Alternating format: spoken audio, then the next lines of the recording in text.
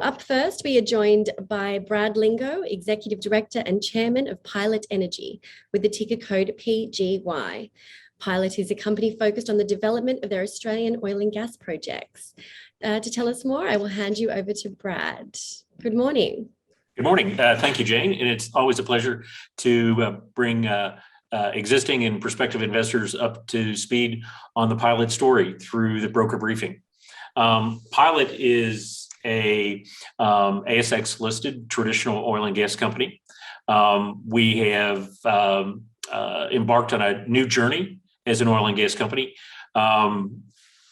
with a very specific focus on leveraging our position in Western Australia, both in the Midwest and Southwest portions of the Perth Basin, both offshore and onshore, to leverage those assets into the clean energy transition. So we have a significant position in the Midwest with our holdings in the offshore Perth Basin, principally around the Cliffhead oil field, and then significant onshore holdings in the South Perth Basin, south of Kwinana. And we see that those assets provide us a perfect leverage point to lead the way into the clean energy transition and leverage those assets into the production of both clean electrons and clean molecules in terms of both blue and green hydrogen. Our current market cap is circa $30 million. We have significant renewable energy and hydrogen projects, as well as carbon management projects, currently undergoing feasibility evaluation. We are looking at utility scale renewable energy generation off of the back of our existing oil and gas operations, and to use those clean electrons to also support the production of a significant quantity of both blue and green hydrogen. So what is our competitive advantage? First and foremost, we have material holdings with recognized world-class natural resources, oil, gas, blue hydrogen, and renewables.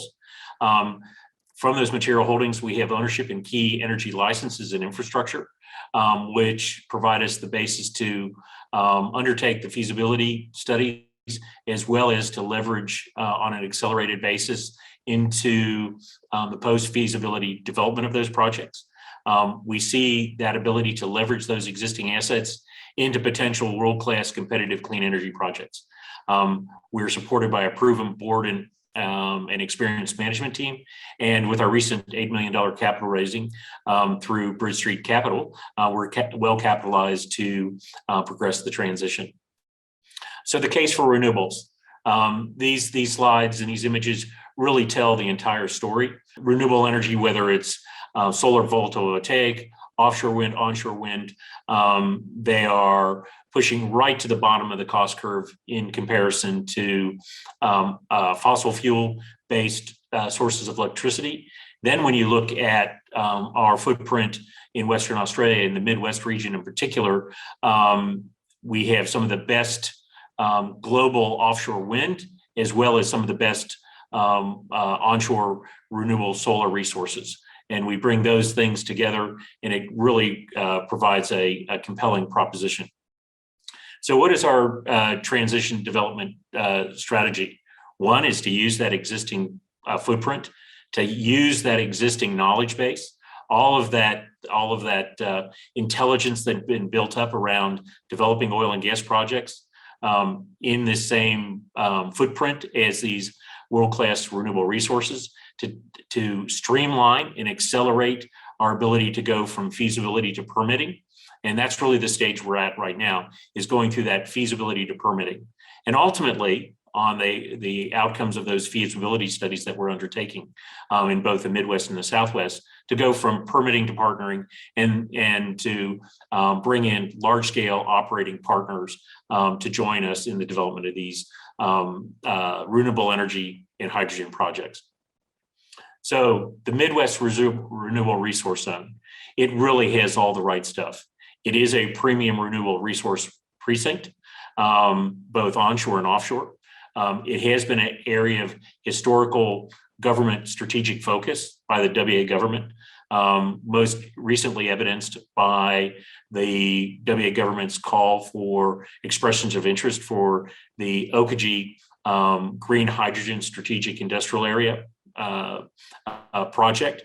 There is significant growing renewable energy demand, both from that strategic industrial area at Okajee, but also from BP's proposed green chemicals project. What also makes the area particularly attractive is that there's a lot of established infrastructure. There's a significant integrated Southwest integrated system, electricity transmission system operated by Western Power. There's significant gas pipeline capacity, both with the DBNGP and the Parmelia gas pipelines.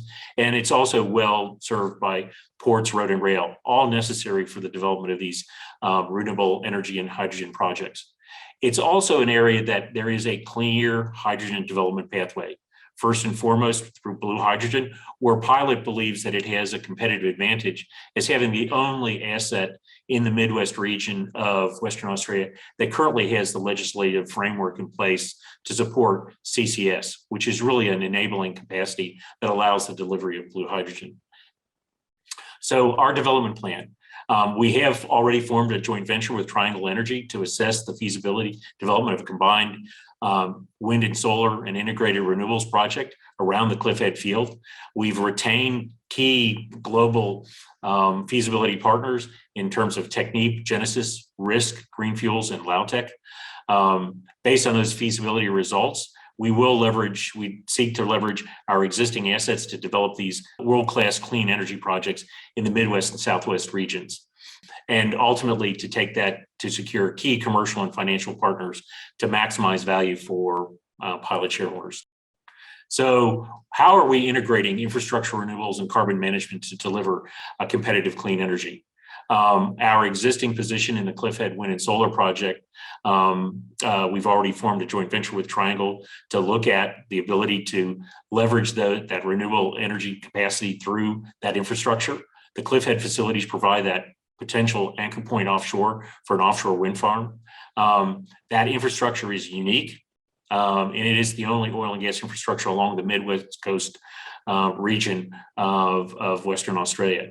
That provides us the opportunity to simplify and streamline feasibility and development, as well as to maximize the use of that existing infrastructure, easements, operations, studies, and data to combine that offshore wind and existing operation creates that potential creation of new value.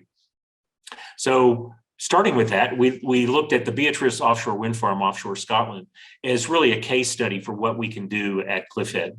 And it's a perfect example where Beatrice started off as an offshore oil field operation, approximately the same distance as Cliffhead offshore the coast of Western Australia.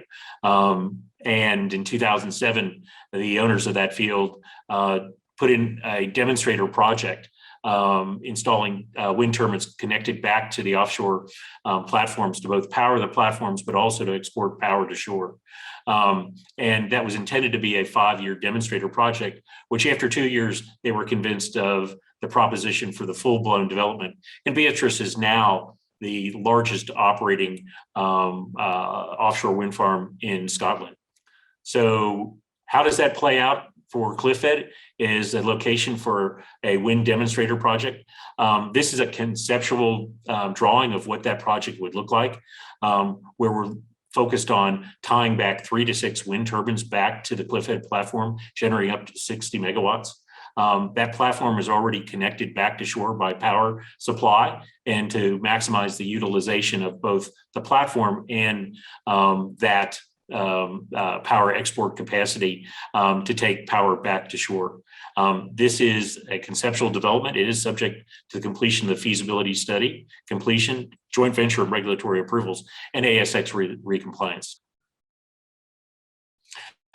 We also have, combined with that offshore wind capacity, large-scale onshore solar. That combination in the West Australian Midwest region is by bringing offshore wind and onshore solar, we deliver high capacity and low cost. This project is also quite advanced. It is also progressing through the feasibility stage, and it could be executed, subject to the feasibility results in the next 24 to 36 months. There are multiple commercialization pathways for those clean electrons that we're generating. There's power to the grid. There's power for the production of domestic hydrogen. There's power for that hydrogen and electricity to go into green steel, as well as domestic hydrogen for green chemicals. Along with that, we have that capacity to provide carbon management, where we can actually sequester any carbon generated out of any of these industrial processes back at the Cliffhead reservoir as a very low cost and effective carbon capture and storage project. So the following slide gives us our key milestones and activities, both at the corporate level, oil and gas and blue hydrogen renewables. And we have quite a busy year to the end of this year, and going into calendar year 2022 is when we will have the early in the year the results of our existing feasibility studies. So then we know exactly how we're going to progress both in time, schedule, cost, and phasing of each of these streams, both in clean electrons and clean molecules. So Pilot's competitive advantage: material holdings with world-class resources, ownership of key energy licenses and infrastructure, leveraging those existing oil and gas assets into these potential world-class competitive clean energy projects, all backed by a proven and experienced board and management team, and we're well capitalized to progress this transition. Thank you very much. Thanks for the great presentation, Brad. It's always good to have you on Broker Briefing. We've had a few questions come through, particularly on the sort of offshore rights, but I might jump into a couple here. So what type of operating partner or financial partners is the company currently targeting? Look, we've been approached by a broad array of partners, from one end of the spectrum, companies that are operators and participants in large-scale renewable energy projects, all the way to partners that are really financial participants. So it's really, I see ultimately a mix of partners that we'll be bringing in. It's actually, as we get more and more into the feasibility, we're getting more and more inquiries. We're not having to seek partners, they're coming out and seeking us. Thank you. And just another one. So what are the benefits of offshore versus onshore wind? There's a really good presentation that was prepared by Evision for the West Australian government as part of the support package for the call for expression of interest for the Okajee Strategic Industrial Area. And in that presentation, it shows you that the really clear advantage that offshore wind provides you. One, it's a more consistent and reliable resource. Two, that generates much higher capacity factors. And ultimately, offshore rather than onshore, you can use and install much larger wind turbines. So what does that all generate? That generates, one, a more reliable energy source, a less socially obtrusive footprint. If you put it far enough offshore, you can't even see it.